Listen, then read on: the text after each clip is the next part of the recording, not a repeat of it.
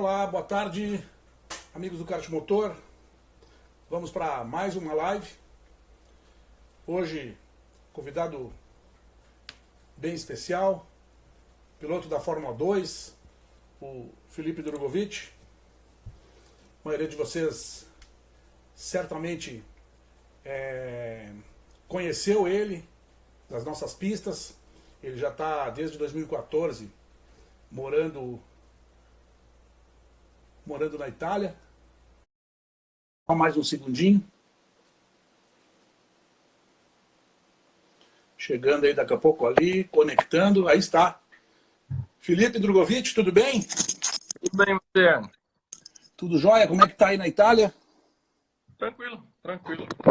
Melhor do que esperado. Mas... Legal. de casa, mas tudo bem. Se preparou. Todo mundo seguro aí? Todo mundo. Minha mãe tá aqui, mas por enquanto na nossa região aqui tá tranquilo. Legal. Eu tava te apresentando aí pro pessoal, para quem ainda não conhece e para quem conhece também, falando do tempo que tu estava correndo de kart aqui no Brasil. O Felipe começou a carreira dele há mais de 10 anos. Em 2009 ele estreou na Mirim e soma mais de 10 títulos, ou melhor, soma muitos títulos no kartismo brasileiro, foram 8 títulos nacionais. Mas cedo ele foi para a Europa fazer carreira no kart e daí em seguida fez uma carreira consistente aí pelo kartismo, foi subindo degraus naturais, passou pela Fórmula 4, pela Eurofórmula Open, foi campeão na Eurofórmula Open com 14 vitórias em 16 provas, correu de Fórmula 3 e agora está na Fórmula 2. Já devia ter estreado, mas ainda não deu, né, Felipe? Não deu. Eu acho que toda essa carreira até agora foi muito boa e eu acho que tô bem preparado para esse ano. Acho que tudo que eu fiz até agora me deu uma boa preparação para esse ano e é um pouco, digamos, estranha essa situação de você se sentir preparado, se sentir pronto de entrar no carro e não poder, mas eu acho que você só tem que fazer o máximo possível que você conseguir, se preparar ao máximo, no caso aqui, treinar fisicamente, treinar no simulador e é isso. Eu acho que se manter focado e para chegar na primeira oportunidade que a gente vai ter esse ano, acredito eu, chegar melhor preparado. Certo. Bom, tu estreou no kartismo foi em 2009, já são lá 11 anos, foi na Mirim. O que te levou a correr de kart? Como é que tu acabou entrando no esporte? E como foram esses primeiros passos aí no primeiro ano de Mirim, aí, digamos? Bom, eu desde pequeno tive muito contato com meus tios, como você conhece, mas explicando eu sempre tive contato com automobilismo ou carros, ou no caso a empresa da família é de autopeças de caminhões e ônibus, então sempre tive contato com essa parte automotiva aí. E em 2006 eu já brincava de autorama, corridas de RC, de carros rádio controlados. Em final de 2008 eles fizeram testar, me perguntaram se eu queria testar um kart pela primeira vez. E lógico que eu gostei muito. Então daí eu fiz a minha estreia em 2009 na Mirim. Certo. E esse ano na Desculpa, Mirim, continua. esse ano na Mirim foi relativamente bom, um ano de aprendizado, sem muitas vitórias, mas eu acho que foi um ano positivo para dar a direção para a gente do que eu tinha que melhorar, o que eu tinha que focar e eu acho que mostrou que eu tinha um certo potencial. Legal. Só para esclarecer aí, os tios do Felipe, o Cláudio Drogovic e o Júnior Drogovic, a família tradicional no automobilismo, eles ambos correram. O Júnior Drogovic eles tiveram equipe na Fórmula Truck lá nos idos de 97, 98, por essas datas aí. O Júnior foi bicampeão da Fórmula Truck, então é uma família tradicionalíssima no automobilismo. Como é que era a tua rotina de treinos do kart e por quais equipes tu correu enquanto tu estava no Brasil? Bom, rotina era quase toda semana em São Paulo, né? Como qualquer kartista no Brasil. Mas acho que esse passo para São Paulo foi importante. Acho que como qualquer um que vai correr de kart tem que correr, que vai correr de kart no Brasil, tem que correr de kart em São Paulo, que acho que é o lugar mais forte, que tem mais kartistas. E eu corri, acho que comecei. Primeira equipe mesmo que eu comecei forte foi no Dibo, que é de Brasília. Depois passei por algumas outras equipes, mas a maior parte da minha carreira no Brasil eu fiz com o Mazinho, da NJ Racing. Então, que a gente foi bem vitorioso, então a gente ainda mantém bastante contato, é bem legal isso. Certo. Avisar o pessoal aí que podem fazer perguntas para o Felipe, tá? Durante essa nossa live, ele está aberto para perguntas. Quem quiser perguntar, fica à vontade. Os primeiros títulos nacionais, foram 8 pelos meus controles aqui, começaram a chegar praticamente 2 anos depois que tu estreou. E os resultados foram se acumulando, né? Até 2013, porque 2014 foi para a Europa, se eu não estou enganado. Aí, missão cumprida no Brasil, então o kartismo brasileiro, tu chegou, digamos, no máximo que tu podia chegar em termos de aprendizado? Eu acho que sim. Lógico, sempre você tem mais para aprender em qualquer lugar, mas eu achei que eu tinha mais potencial para aprender na Europa. Achei não, tinha mais potencial para aprender na Europa do que no Brasil, mas como você perguntou, o trabalho feito, se meu trabalho eu acabei bem feito no Brasil, eu acho que sim, lógico que a gente quer ganhar tudo e eu não ganhei tudo que eu fiz, mas em todos os anos, mas acho que no geral consegui ganhar o brasileiro, consegui ganhar a Copa Brasil, então eu acho que eu fiz um bom trabalho no Brasil e que me deu a oportunidade e a confiança para ir para fora e tentar o kartismo no exterior. Certo. Aqui tem uma pergunta do Alex Coronhal, meu amigo também da imprensa. Ele pergunta no kartismo, qual é a tua pista preferida? Bom, no Brasil ou fora? No Depende. kart, ele pergunta, acho que de uma forma geral, né? Tenho duas preferidas. Bahrein e Alcanis, na Espanha. O que que elas te... Por que essa preferência? Eu acho que não tem um motivo em específico, mas eu acho que tem Te muitas sente curvas. bem nelas? Me sinto bem nelas, mas acho que principalmente pelas curvas, em inglês se fala flowy, né? Que tem um certo ritmo das curvas. Não necessariamente só rápidas, mas tem uma sequência de curvas muito legais nessas duas pistas. Certo. Bom, como a gente falou, antes mesmo de completar 14 anos, já foi para a Europa correr de kart, né? E, obviamente, com aquela idade, tu ainda não correu de kart no Brasil. No que isso te ajudou sair direto sair do Brasil, fazer kart lá direto, sem passar pelo automobilismo aqui?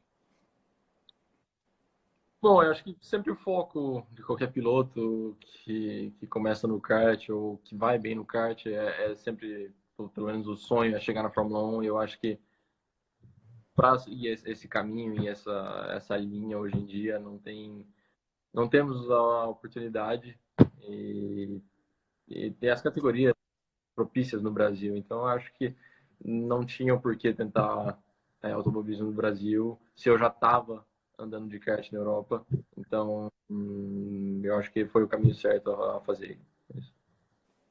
Certo. Bom, a gente falou um pouquinho, deu um toquezinho na Fórmula 1, então vou fazer um parênteses, né? A partir desse teu plano, né, óbvio, de ir para a Fórmula 1, de começar uma carreira na Fórmula, no Fórmula aí na Europa, como a gente falou, a tua família tem muita tradição no automobilismo, mas é a primeira vez que alguém realmente traça esse objetivo, né? Quem te conduziu? Quem conduz a tua carreira? Quem gerencia a tua carreira? Bom, até a parte das fórmulas, quem conduziu minha carreira foi sempre meus tios e meu primo Matheus, meu tio Cláudio, meu tio Júnior e meu primo Matheus, sempre me ajudaram muito nisso. E depois agora mais pessoas da família vêm se envolvendo ainda mais na minha carreira, me ajudando, meus outros primos. Então, a partir do carro, eu tenho amigos que me gerenciam fora. Eu não sei se você conhece o Josh Klaes, que ele é da ajuda muito na minha carreira. Então, a gente nunca quis pôr minha carreira nas mãos de uma pessoa muito acima do nosso nível, nem nada disso. Mas acho que do jeito que está agora, com meu primo, meus tios e, e o próprio Joss me ajudando, acho que a gente sempre conseguiu fazer as decisões certas até agora. Perfeito. Bom, tua primeira participação em corridas em categorias de Fórmula foi na F4, aí, obviamente aí na Europa, né? Como foi esse primeiro contato com um carro, com um monoposto, o trabalho de adaptação, primeira corrida, Fórmula 4, né? Foi. Eu tinha 15 anos, 15, No final de 2015 foi meu primeiro contato com monoposto, com carro. Saindo do kart é bem diferente. Você sente primeira vez que você sai na pista, você sente um baque e é um pouco difícil de se adaptar no começo, mas eu acho que em alguns dias de teste a gente conseguiu fazer um bom progresso. Então eu acho que eu já tive confiança, viu que eu tive potencial para correr o outro ano na 2016 na Fórmula 4. A gente escolheu a Fórmula 4 alemã. E esse primeiro ano foi um ano de aprendizado. Eu acho que a gente escolheu uma equipe mesmo de aprendizado, não era uma equipe de ponta, mas foi uma escolha de propósito para fazer um primeiro ano, para conhecer as pistas, para conhecer como funciona o mundo dos carros. Então, eu acho que foi uma boa escolha e deu para me adaptar bem para o segundo ano de Fórmula 4, que foi ótimo. Foi aí que começaram a chegar os primeiros resultados positivos. Como foi? Como foi isso? Primeiras vitórias, luta por título? Eu acho que foi ótimo. Já no final de 2016, eu fiz MRF Challenge na Ásia para preparar para o ano de 2017. E foi já digamos, um passo à frente. Eu já estava mais à frente nos resultados. E no ano de 2017, começaram a vir, já na primeira corrida do ano, na Fórmula 4, já fiz a pole na primeira corrida, que foi uma coisa surreal para mim, que até então nos treinos eu estava bem, mas não estava esperando nada. E chegava na primeira corrida e fazia pole, acho que foi 2 décimos, foi ótimo. E de muitos pilotos fortes que agora estão andando de Fórmula 2, Super Fórmula. Então, eu acho que foi ótimo esse primeiro ano de aprendizado e chegar no segundo ano de Fórmula 4, começar a vencer assim, foi muito bom. E eu acho que em diante te dá muita confiança para continuar subindo de categoria, né? Então, eu acho que foi o passo certo lá. Isso foi o campeonato alemão, né? Foi os 2 anos de Fórmula 4 que eu fiz, foi Fórmula 4 alemã.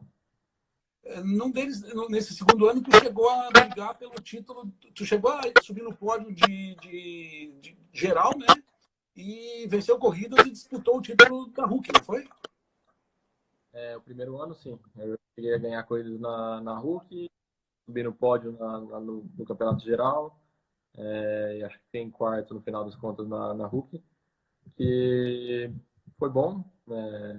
Lógico que a gente espera sempre mais, mas foi bom o resultado e vendo toda a minha preparação que eu tive antes, que foi relativamente poucas, foram só alguns dias de teste antes de começar o primeiro ano, acho que foi muito bom. Bom, daí na sequência vieram aquelas ótimas temporadas na MRF Challenge no final de 2017, início de 2018, e aquela temporada sensacional no Eurofórmula Open, né? Que tu ganhou, como eu falei antes, 16 corridas, ou 14 corridas em 16 provas, né? Obviamente tu deve ter ótimas lembranças dessa época aí, que não é tão antiga também, né? Bom, ótimas lembranças. Eu acho que já comecei no MRF Challenge, no segundo ano de MRF Challenge que eu fiz, consegui dominar o campeonato. Acho que foi 10 vitórias de 16 corridas. Já conheci o carro, já conheci as pistas, então foi uma temporada muito boa, mas como sempre a gente faz esse campeonato, a gente fez esse campeonato para preparar o ano sucessivo e não ter essa pausa tão grande de corridas. Então, foi muito bom e assim eu mantive esse ritmo de vitórias para a Fórmula Open, que foi sensacional o ano. 14 vitórias, 16 corridas mesmo. Então, o carro sempre foi muito bem aceitado durante o ano inteiro e foi um ano muito bom para mim, que eu acho que toda vez que eu saía do carro, eu achava que eu tinha feito um bom trabalho. Então, isso é muito gratificante para o piloto.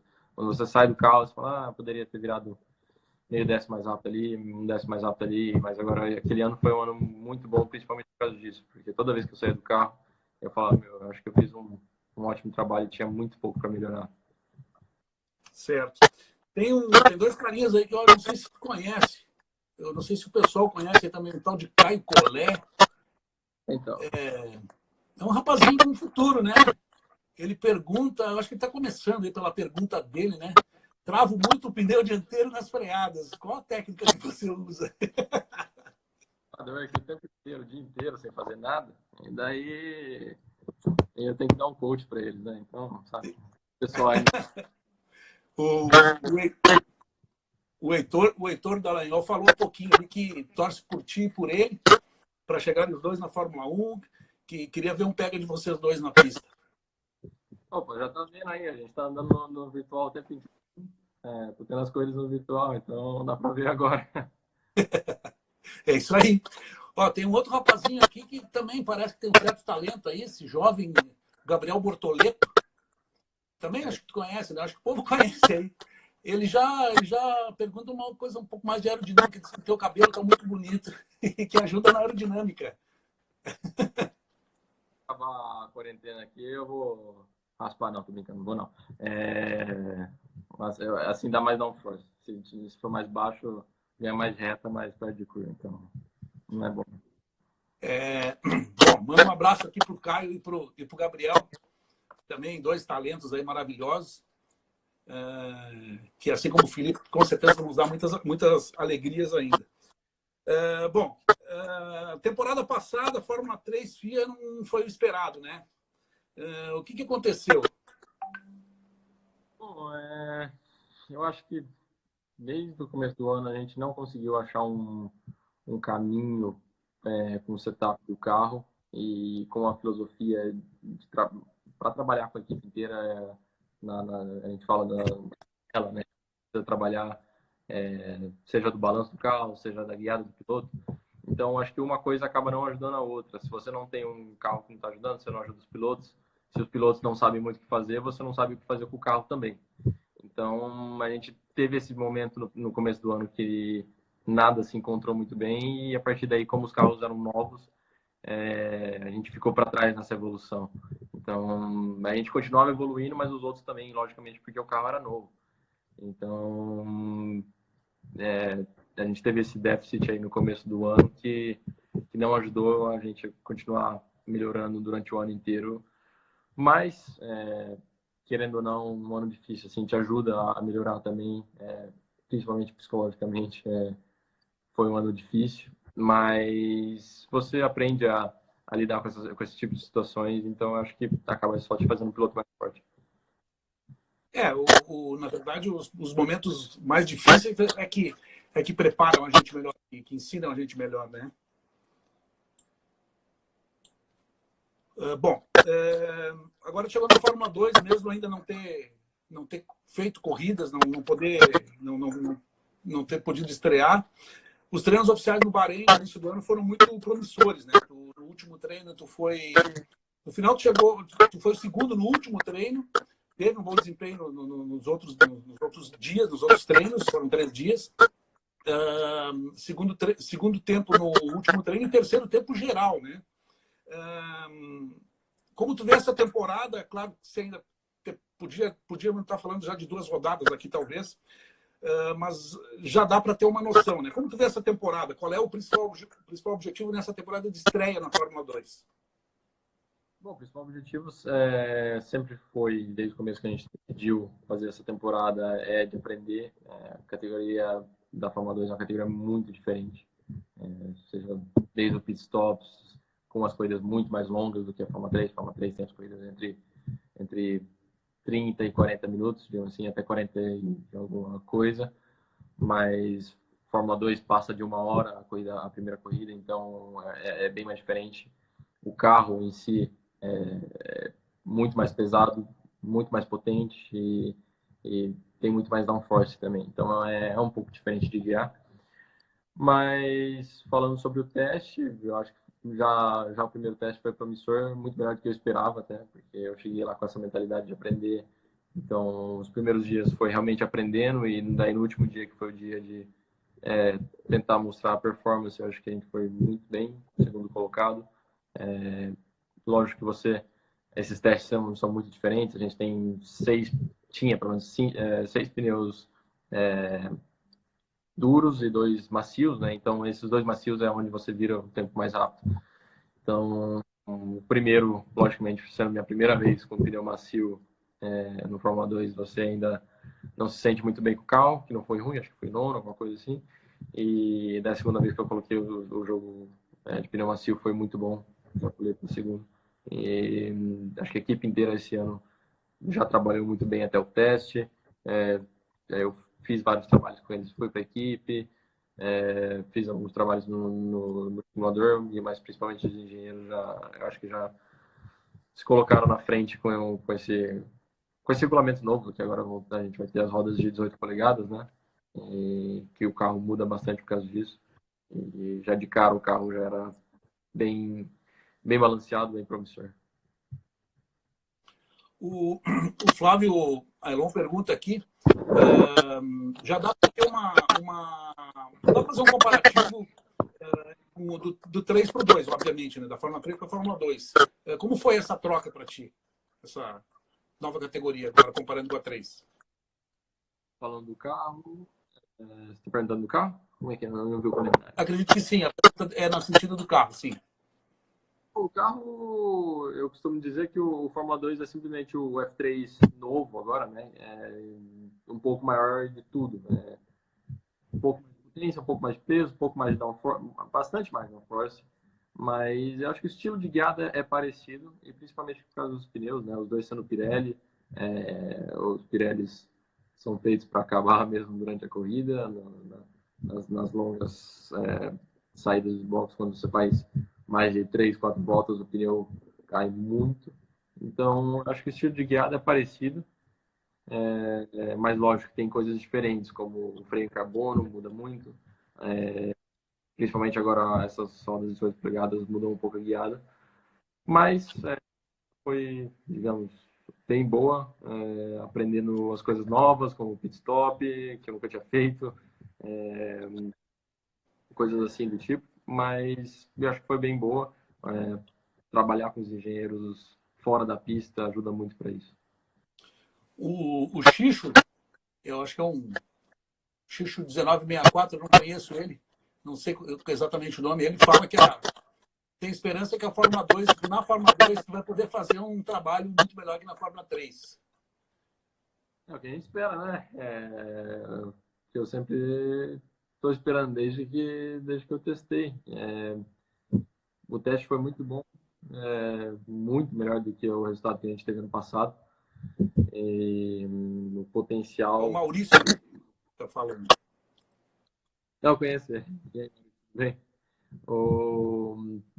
Não, o resultado foi muito melhor do que a gente teve ano passado e acho que melhor ainda do que a gente esperava, porque a equipe já não era uma equipe, digamos, vencedora até então, mas eles colocaram muita gente na equipe. Então, gente experiente, gente de qualidade e que trabalharam muito bem. Então, eu acho que já o carro já começamos num patamar mais acima do que a equipe vinha e certamente bem acima do que eu vinha ano passado. Agora, o campeonato é bem diferente, então só correndo para ver realmente o lugar onde a gente está, onde que eu vou chegar e o resultado da corrida. Sem dúvida. Tem uma moça aqui, a Vitória, que eu conheço bem porque ela é minha filha. Ela está perguntando qual foi a corrida mais importante da tua carreira. Eita, várias. Mas Eu acho que no kart, uma muito importante foi o Campeonato Brasileiro que eu ganhei, o único que eu ganhei na cadete, que foi onde isso dá uma confiança. Interlagos? Isso, 2011. E foi onde deu uma confiança enorme para mim, para continuar no esporte, continuar tentando melhorar a cada momento. E nos carros, acredito que a primeira vitória na Fórmula 4 foi em Lausitzring, acho que foi a segunda corrida do ano. Então, muito importante para o piloto. A primeira vitória te dá um boost de confiança absurdo. Sem dúvida. O Robson Olsen, que é lá de Caçador, comparativamente, kart e Fórmula, a dificuldade de pilotar, o que é mais difícil?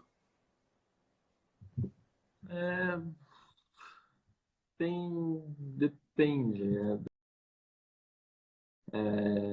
da ocasião. Na minha opinião, eu acho o carro muito mais técnico. Você tem que trabalhar muito mais com os dados, tentar aprender e aprender muito mais a parte técnica.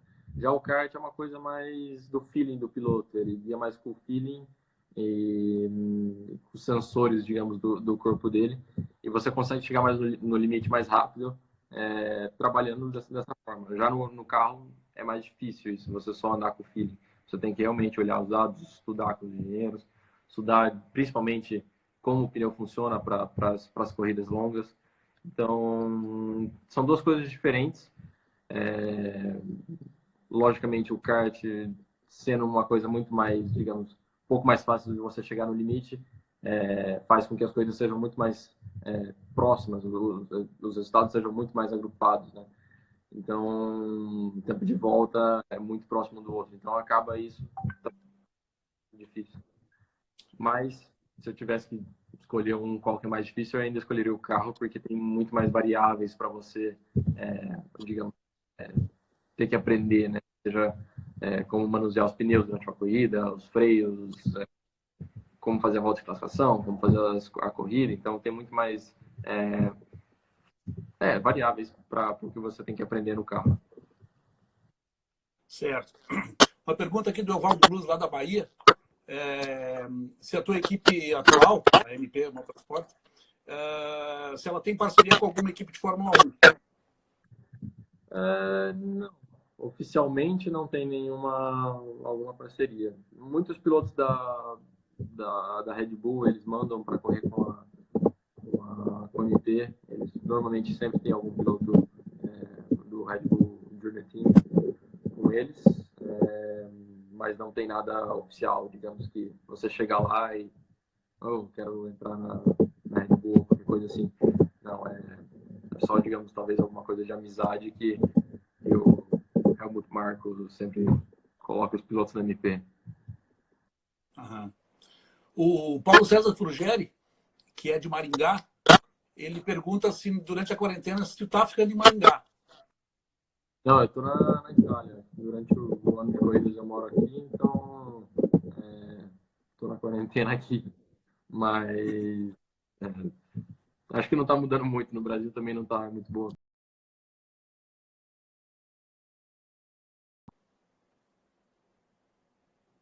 De casa. E é isso. Tentando se adaptar à situação aqui. Tá legal.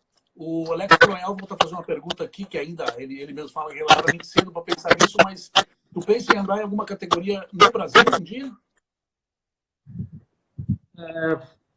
Não faço a mínima ideia. Nunca diga nunca.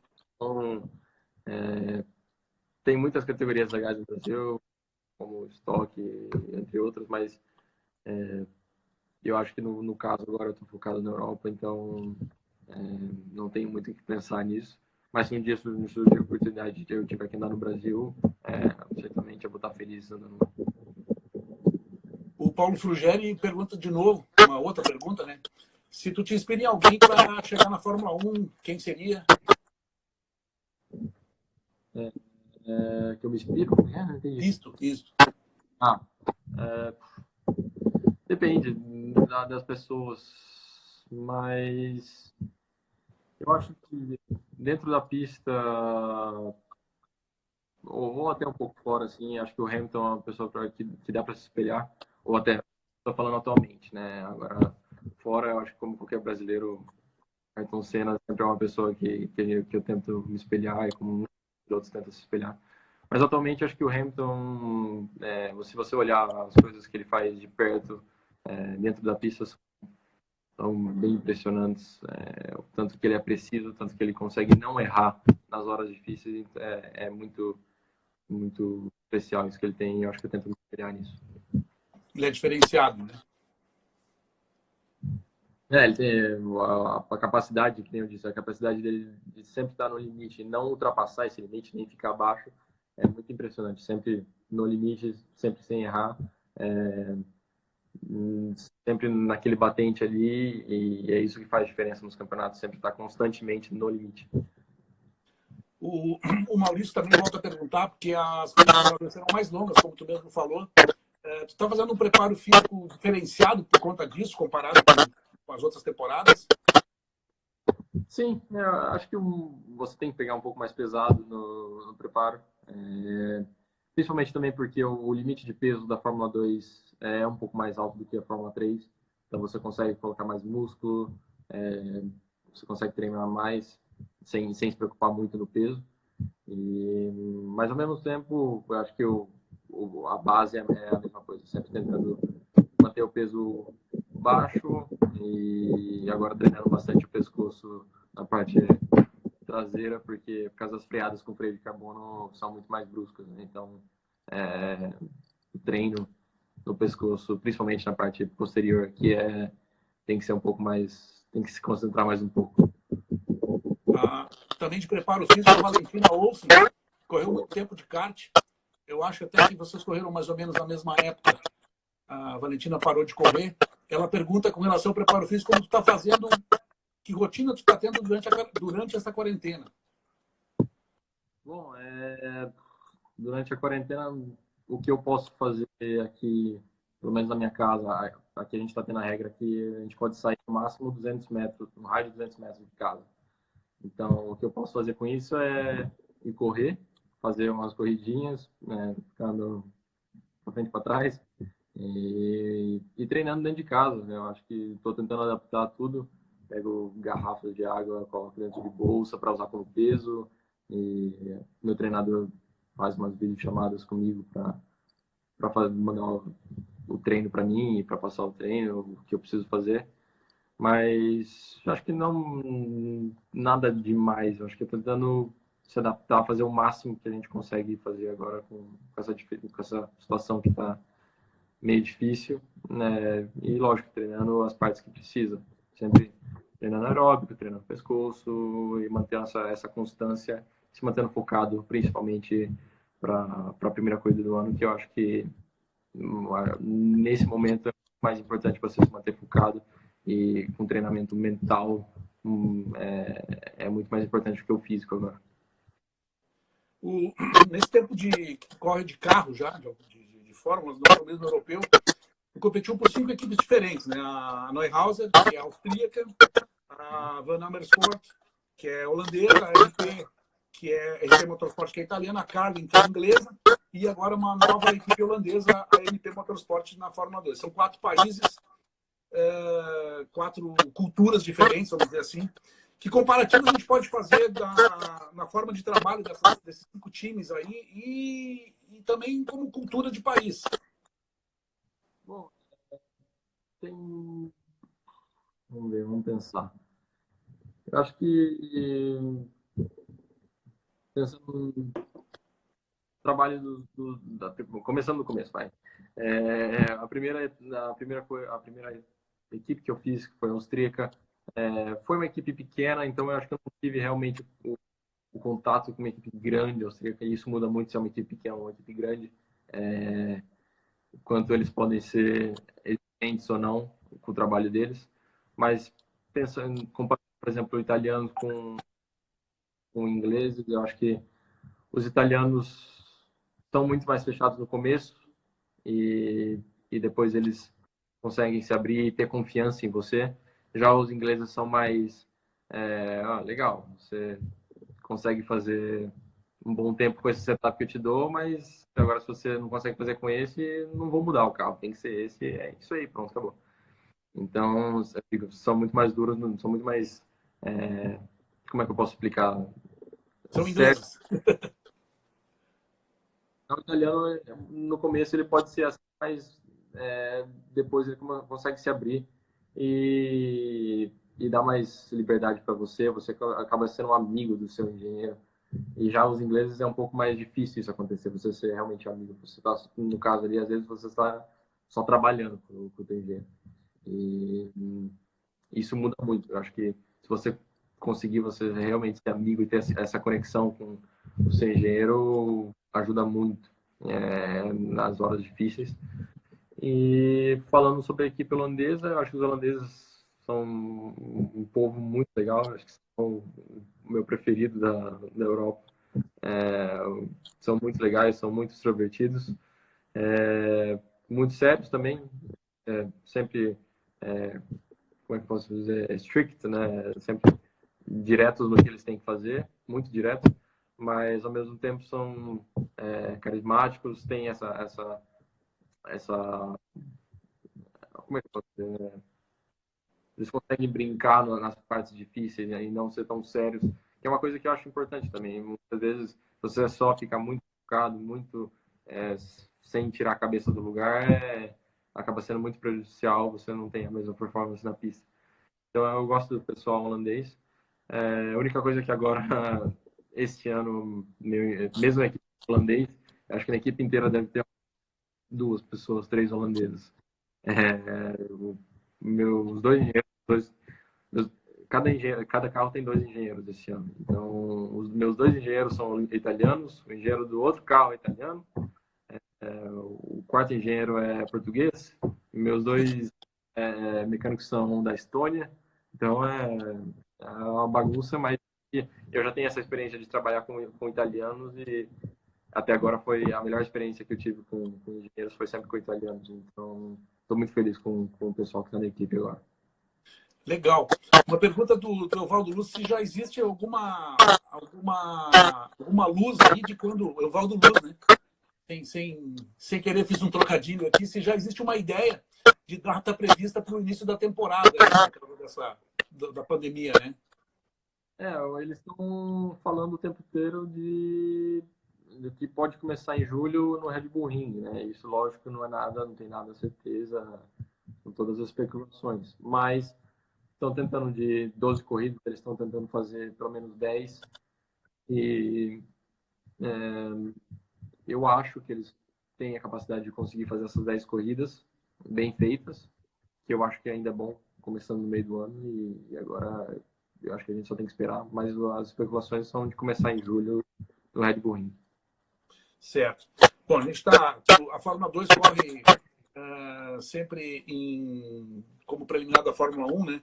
E é óbvio que teu objetivo é Fórmula 1 declaradamente e obviamente. Existe alguma equipe de Fórmula 1 que tu já tenha conversado, que já tenham conversado contigo, ou tu com eles, ou que tu tenha pelo menos um bom relacionamento para futuros passos? Não muito. Eu cheguei a conversar com a academia de pilotos, eu não posso falar quem foi, mas conversei aí com a academia de pilotos, mas nunca dei nada ou seria uma situação que a gente não queria estar. Então, no momento a gente não tem nenhum contato ou nenhuma luz nessa parte, mas eu acho que isso vem com certeza com os resultados e principalmente na Fórmula 2 é uma parte que pode realmente abrir muitos caminhos. Sim, com certeza. Já que exatamente porque tu falou em academia, tu não integra nenhum programa de jovens pilotos, né? Das equipes de Fórmula 1. Isso é bom, é ruim? Tem seus casos também. Pode ser muito bom se a equipe tiver, se você encaixar num ano que você fez muito bem e a equipe de Fórmula 1 tem um piloto que vai estar saindo, isso pode ser ótimo para você. Ou também pode ser que aconteça isso com uma equipe que não tem academia de pilotos, você está na academia de pilotos de uma outra equipe e você está preso. Você não pode sair dali e outra equipe tá vaga procurando algum piloto. Então, tem seus casos. Eu acho que até agora não teve o porquê eu entrar. Então, a gente nunca tentou entrar em nenhuma.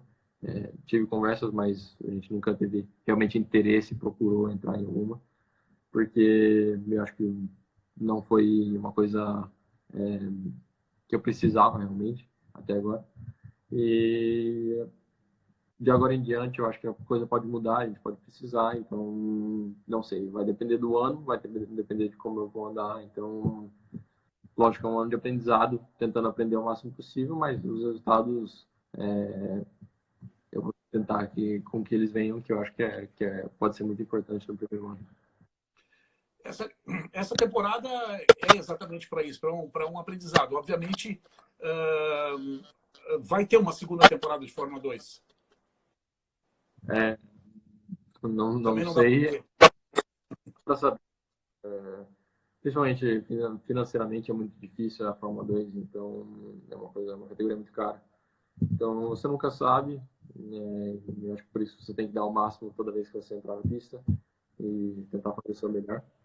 Mas eu acho que o motivo que eu falo que é um ano de aprendizado é porque não adianta nada você chegar agora e falar, não, quero ganhar esse ano, porque isso é muito difícil, porque é um campeonato extremamente difícil, diferente também por causa de coisas mais longas, carro diferente.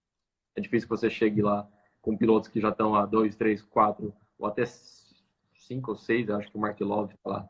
Então, é difícil mesmo. Então, eu acho que chegar no primeiro ano assim com a expectativa baixa, mas tentando fazer o melhor é a Melhor melhor, receita.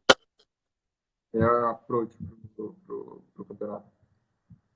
Uma outra pergunta do Evaldo Luz aqui, o meu bom baiano. Como é a tua relação com o Pedro Piquet, que é o outro brasileiro que corre na Fórmula 2, tem o Guilherme Samaia também, né? Se vocês trocam ideias, como é esse relacionamento? A gente sempre foi amigo, sempre se falou. Durante o final de semana ou os testes, é muito difícil ver um ao outro, você sempre está compenetrado no trabalho com os engenheiros dentro da equipe, então tem essa certa distância, mas quando a gente se vê, a gente fala, tem um bom relacionamento. E mesma coisa com o Samaia, que eu já fui companheiro de equipe dele, então a gente se conhece muito bem, somos todos, digamos, amigos, fora da pista.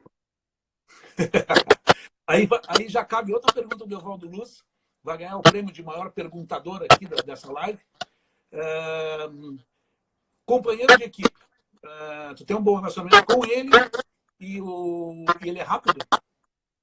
Sim, sim. As duas perguntas, sim. O Nobu Matsushita, ele é japonês extremamente rápido, acho que vai ser o quinto ano dele agora na Fórmula 2, se não me engano, quarto ou quinto. Então ele tem muita experiência com o carro, e eu acho que o relacionamento com ele agora foi extremamente bom, sempre tentou me ajudar até agora. E conseguimos ser mais rápido que ele no teste, então uma ótima coisa. Mas não, sempre foi muito bom e a gente trabalhou muito bem durante o teste. Eu acho que conseguiu melhorar o carro. Acho que ainda tem muito para melhorar, porque só 3 dias de teste é muito pouco, principalmente com pneus limitados e tudo isso, mas com ele sempre muito bem até agora. A Tuca Nunes tem uma curiosidade, como funciona a coleta de informações dos carros durante uma competição, quantos sensores tem no carro? Bom, a coleta funciona simplesmente o engenheiro tem o software no computador, ou os engenheiros, né? Eles capturam dados da centralina do carro. E quantos sensores tem? Não faço nem ideia, mas tem muitos.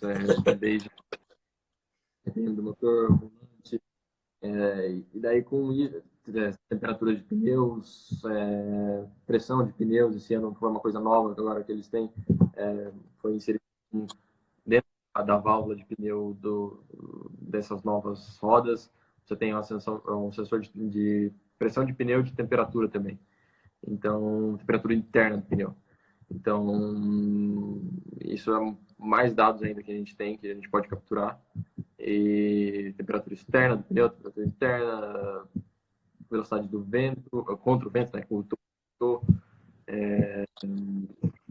Você tem no carro para ver a altura do carro, para ver o reiki dinâmico, muita coisa. Então, é uma coisa muito complicada. E, além disso, com esses sensores, você pode criar muito mais canais, que a gente chama na telemetria, que você consegue ter muito mais dados ainda. Tirando desses sensores, você consegue criar muitas outras informações. Então, é um negócio muito complexo que, se eu ficar falando aqui, eu acho que eu vou falar pouco, porque eu não sei muito. Mas se eu trazer algum engenheiro que vai falar muito para vocês. Sentar com o engenheiro depois de cada treino, depois de cada dia, é uma tarefa que depois leva algumas horas, né, para analisar isso tudo depois.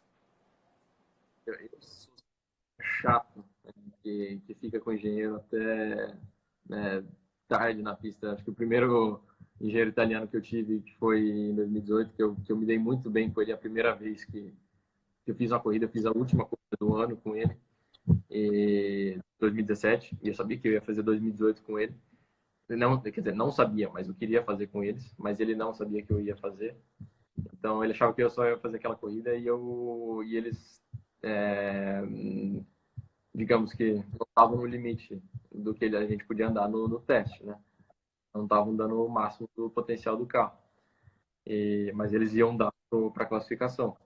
E ele sabia disso, mas não queria dizer para mim. Ele queria que eu desse o meu máximo o tempo inteiro sem eu saber disso.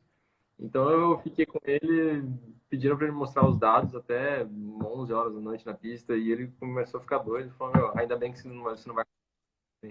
Eu fiquei meio, nossa. E no final das contas, a gente fez um outro ano, e já logo na primeira corrida a gente já teve um ótimo relacionamento, e foi um dos melhores engenheiros que eu tive até agora, se não o melhor. Que legal. O Claudemiro Borges pergunta qual a importância do teu tio Cláudio na tua carreira. Muita. Tudo que eu fiz até agora sempre foi com meu tio. Tudo que eu pude fazer foi por causa dele. E de toda a minha família também, mas principalmente por causa dele. Sempre me apoiou em todos os momentos e continua me apoiando ao máximo. Nunca me impulsionou a fazer nada que eu não queria. Isso é muito importante na carreira de um piloto. Então, a importância dele é absurda. Sei disso. Como tu tem administrado essa abstinência, né? Isso é uma abstinência, né, de corridas. Como é para um piloto ficar tanto tempo sem dar uma voltinha que seja real, né? É difícil. Eu acho que agora, chegando nesse ponto, você começa a acostumar. E não é uma coisa boa isso. Mas é uma coisa bem difícil para qualquer piloto. Lógico que você, entrando no mundo da Fórmula 3, Fórmula 2 agora, você é obrigado a ter essas abstinências. Porque você tem muito pouco teste, você não anda quase nada durante o ano. Muito menos durante o final de semana de corrida. Então, tudo está programado, né? Próxima. Tudo bem esperar até março, que era o nosso primeiro treino, que eu já acho muito tarde. Mas fazer 3 dias de treino e agora esperar até julho é absurdo isso. Então, eu acho que é difícil para o piloto, por isso mesmo que eu disse que o mais importante agora é o preparo mental do piloto conseguir se manter concentrado, se manter calmo para a primeira vez que vai, quando ele voltar para o carro. O Ronaldo Staico, o pai do Lucas Staico, chegou na hora certa com a pergunta, que era a minha próxima pergunta. Tu tem tido resultados maravilhosos nas corridas virtuais, né? Também. Venceu uma outro dia, semana passada, se não me engano, no início dessa semana passada, venceu uma que o Verstappen estava correndo, venceu outra outro dia. Ontem teve uma corrida, nem sei como foi. que essas corridas virtuais têm te trazido de benefício? Eu acho que continuando o que eu estava falando, eu acho que é sempre se manter focado. Eu acho que você se mantendo nesse mundo de competição, da pressão na hora da classificação, o que você tendo que reagir a cada momento, né, no menor tempo possível para aquela certa situação. Eu acho que mesmo se for guiando com o teclado, dá esse mesmo estímulo para a pessoa. Então, eu acho muito importante isso para um piloto ter um simulador em casa, não para treinar, falar não, andar naquela pista e falar não, vou frear naquele ponto, vou acelerar naquele ponto. Isso não funciona porque o carro é muito difícil você copiar o carro no simulador, mas o simulador hoje em dia é muito importante para você se manter fazendo a mente continuar funcionando da mesma maneira que ela tem que funcionar na pista. Aqui é uma pergunta que eu não entendo nada, mas qual é eu não consigo saber quem é. A Gleison pergunta qual é o teu volante. O volante? Virtual. Bom, o volante em si é o Cube Controls, Cubo, e o servo, que é o que ele deve estar perguntando, é o Sim Steering 2, mais conhecido como o do Leo Bodnar. Foi bem específico. Bom, nós estamos quase chegando no fim aqui, nós temos pouco tempo, até porque as lives do Instagram duram no máximo 1 hora. O que essas corridas virtuais podem significar de uma forma efetiva para a tua carreira? Os resultados, especificamente. Eu tento não levar muito em consideração essas coisas, principalmente porque o estado é diferente e tudo mais. Mas quando você, por exemplo, que nem você disse que eu consegui guiar com o Verstappen e tudo mais, e até ganhar dessas pessoas, eu acho que você acaba te dando confiança, e eu acho que essa é o significado efetivo. Eu acho que você conseguir guiar com essas pessoas e se manter nativa dessa forma é uma coisa muito boa, principalmente durante essa situação que a gente está passando. Uma pergunta do Alisson Ranel, do Campo Mourão, aí do ladinho de Maringá. Quem é que anda na frente entre tu e o Júnior?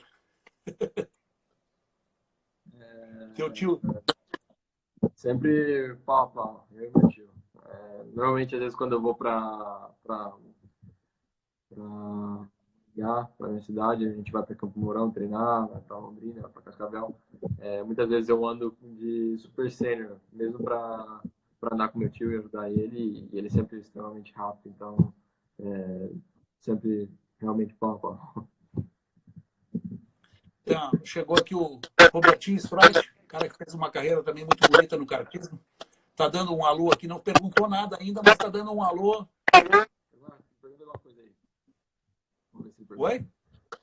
Vamos ver se o Robertinho perguntei. Não sei se vai perguntar alguma coisa. Bom, nós estamos chegando praticamente no final aqui. Quero ver se mais alguém tem alguma pergunta para o Felipe. Nós já estamos estourando a hora. O Robertinho vai perguntar alguma coisa, Robertinho?